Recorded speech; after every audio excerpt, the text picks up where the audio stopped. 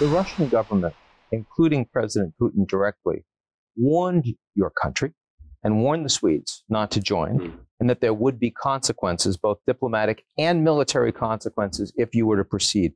Now, that was months ago. Have there been any consequences?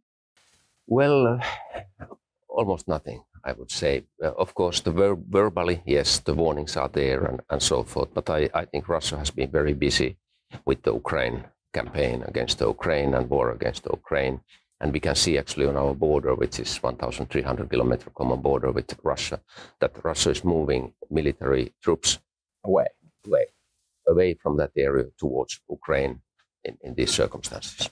Now, of course, the reason that you decided that you wanted to join NATO is because you were concerned about your country's security all by itself. Does that make you think, in retrospect, that maybe membership should have been extended to Ukraine, or no?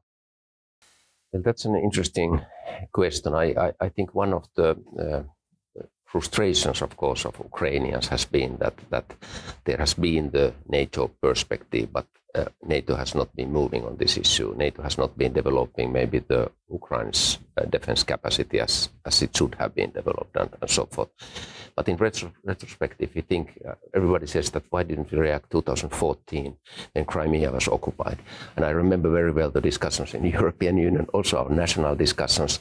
The occupation of Crimea didn't trigger that kind of solidarity wave that attack against the capital Kiev triggered. Ukraine has changed, and of course in Crimea I think it was a little bit unclear how the troops maybe changed their positions or even changed their side during the 2014 occupation.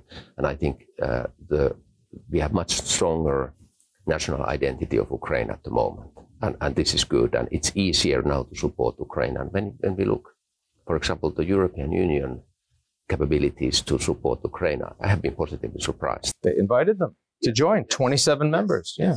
So they invited to join and actually are sending together military material and so forth. The European Union is on the front line now in this conflict in many ways, and I think I'm very proud of that European Union. So as a future NATO member, in all likelihood, do you believe that NATO membership should be on the table in the future for the Ukrainian government? Well, I think the NATO enlargement should, of course, be there always with similar conditions for countries that fulfill the NATO criteria and so forth, and nobody should be excluded from that. Then, of course, it's up to the current NATO members to decide how the enlargement process goes. We have been, of course, lucky that both Sweden and Finland, that all of the NATO member states are supporting our membership. Of course, some have some conditions like Turkey, so we are still dealing with those conditions.